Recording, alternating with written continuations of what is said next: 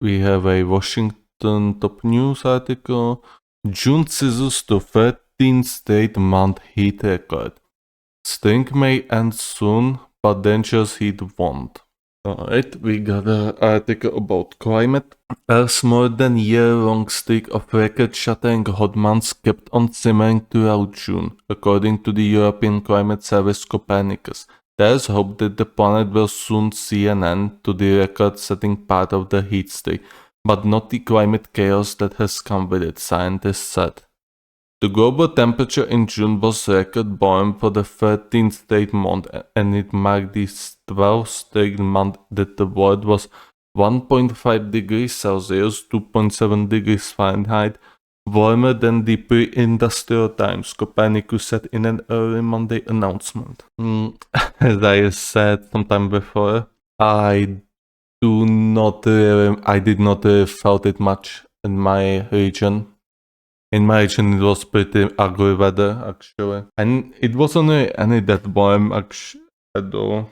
One would expect June to be pretty sunny, however, the weather here was that throughout the day it would be very chaotic.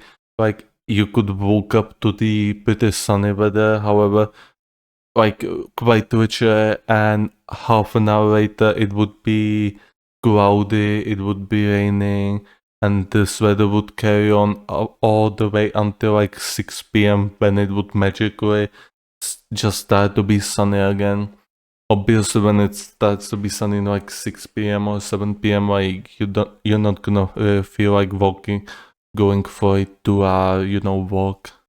As I said, I would love to also take some longer walks because hey, it's nice weather. I just like to be outside and get some fresh air. However, when the weather is unstable, I just don't feel like going outside. I don't want to return home all soaked, and especially if I also am sweaty, which I'm usually am. I do also try to lose some weight, so it's not really good for me. Yeah. It's dark warning that we are getting closer to this very important limit set by the Paris Agreement. Copernicus senior climate scientist Nicholas Julian said in an interview, the global temperature continues to increase. It has at a rapid pace. That 1.5 degree temperature mark is important because that's the warming limit nearly all the countries in the world agreed upon in the 2015 Paris Climate Agreement, though Julian and other meteorologists have said the threshold won't be crossed until there's long-term duration of the extended heat, as much as 20 or 30 years. But there is more than this. This is more than a statistical oddity, and it highlights a continuing shift in our climate, Copernicus director Carlo Buemto said in a statement. The globe for June 2024 averaged 16.66 degrees Celsius, which is 0.67 Celsius above the 30-year average for the month, according to Copernicus.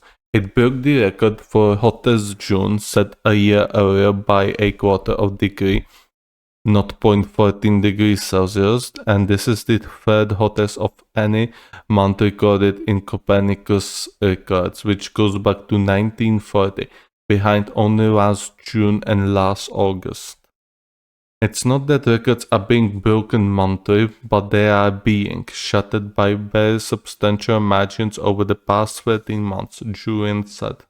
How bad is this? Asked Texas A&M University climate scientist Andrew Desser, who wasn't part of the report. For the rich and for right now, it's an expensive inconvenience. For the poor, it's suffering. In the future, the amount of wealth you have to be mere inconvenience will increase until the most people are suffering. Oh yes, the inequality of wealth is also one of the worries. The rich have been getting substantially richer over the last years. Over the last decades, the wealth has shifted major towards the top 1%, and nowadays the top 1% holds most of the wealth compared to the rest of the population, and it's only going to get worse, it seems like at this point. Invest. invest into stocks, invest into maybe ETFs if you do not want to bother yourself with actually creating a viable strategy. Invest into commodities, indexes like S&P 500, Nasdaq 100. This is not a financial advice. Be careful with your finances. Do not trust other people who say they will give you like 20-50% returns in a year. No. If you want such returns, then do it yourself. If you want to have 50% returns on your investments every year, do it yourself. If you think somebody other is going to do that for you, then you are a fool. You are a little fool. Learn to invest and earn that money yourself. Even without hitting the long term. Yes, I think. Yeah, even without hitting the long-term 1.5-degree threshold, we have seen the consequences of climate change. These extreme climate events Julian said meaning worsening floods, storms, droughts, and heat waves. June's heat hit extra hard in Southeast Europe, Turkey, Eastern Canada, and Western United States and Mexico, Brazil, Northern Siberia, Middle East, Northern Africa, Western Antarctica, according to Copernicus.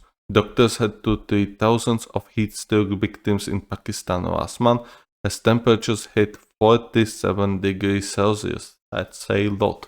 Also, we read an article about heat waves in Greece some times ago that even people there were instructed to not go to certain places during the day as it was way too hot over there and it could harm their health. They could get a heat stroke or maybe even worse. June was also the 15th straight month that the world's oceans, more than 2/3 of Earth's surface, have been broken heat records, according to Copernicus data.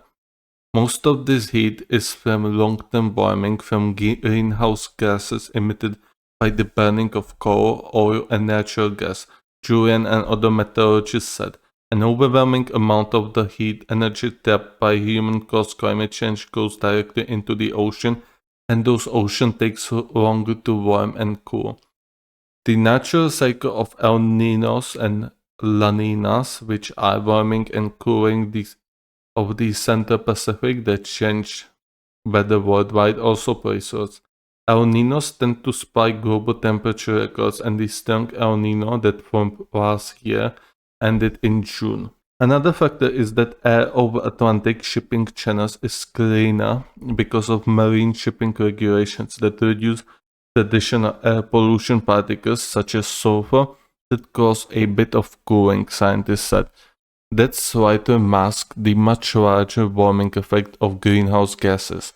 That masking effect got small and it would temporarily increase the rate of warming that is already caused by greenhouse gases, said Tianwei Yuan, a climate scientist for NASA and the University of Marion Baltimore campus who led a study on the effects of shipping regulations. Also, oceans are quite a bit polluted by human waste. Some of you maybe have Googled pollution of the ocean and you see a lot of plastic garbage in the oceans. Really ugly. Then you have also fish who might get caught into it. Very nasty business. This is also one of the problems that the humanity need to solve, the pollution. Not just the air pollution, but the pollution of the ground, waste, garbage. It has to be solved somehow. We have to reduce our waste, otherwise it's not going to be good for our planet as well. Climate scientist Zig Hausfather of tech company Steps and Berkeley Earth Climate Monitoring Group said in a post on Twitter that with all 6 months this year seeing record heat, that there is an approximately 95% chance that 2024 beats 2023 to be the warmest year since global surface temperature record began in mid-1800s. Copernicus hasn't computed the odds of that yet, Julian said. The US National Oceanic and Atmospheric Administration last month gave it a 50% chance. That's quite a lot. Global daily average temperatures in late June and early July, while still hot, were not as warm as last year, Julian said. It is likely, I would say, that July 2024 will be colder than July 2023, and this streak will end, Julian said. It's still not certain, things can change. All I want is sunny weather. I don't really care if it's hot or not. I would prefer if it's it's warm, not exactly hot. However, I want sunny weather. I don't want this weather I've been subjected to for the last 2 months. Andrew Weaver, a climate scientist at the University of Victoria, said the data show Earth is on track for 3 degrees Celsius of warming if emissions aren't urgently curtailed, and he feared that an end to the streak of record hot months and the arrival of winter snows will mean people will soon forget about the danger. Our world is in crisis, University of Wisconsin climate scientist Andrea Dutton. Perhaps you are feeling that crisis today. Those who live in the path of peril are experiencing a hurricane that is fueled by an extremely warm ocean that has given rise to a new era of tropical storms that can intensify rapidly into deadly and cause 2 major hurricanes.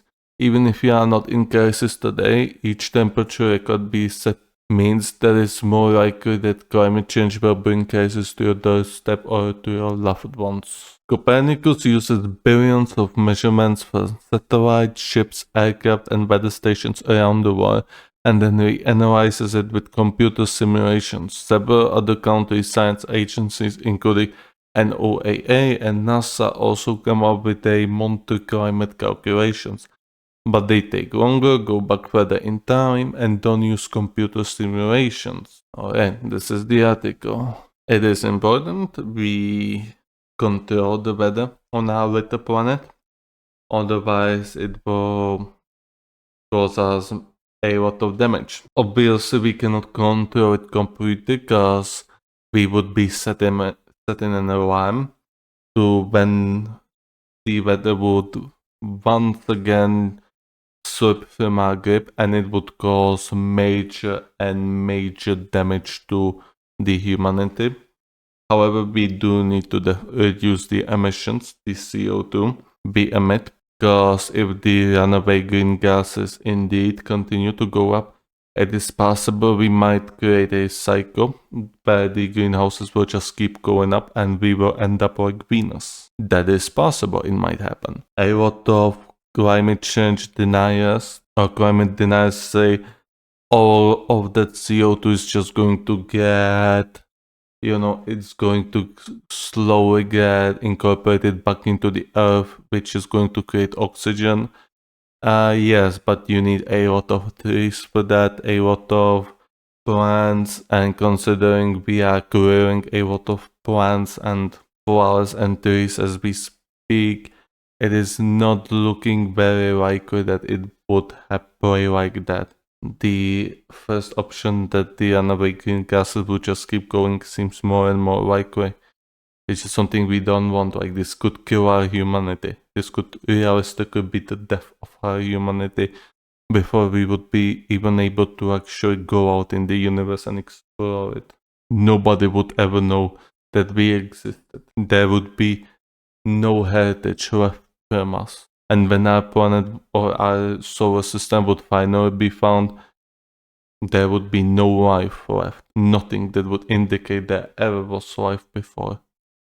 There would be only 2 planets filled with CO2, 2 hot planets, completely barren wastelands with no indication that there was life before. Only when the alien races would actually excavate the Earth and possibly Venus would they found signals that there used to be life many years ago. So yeah, that is it.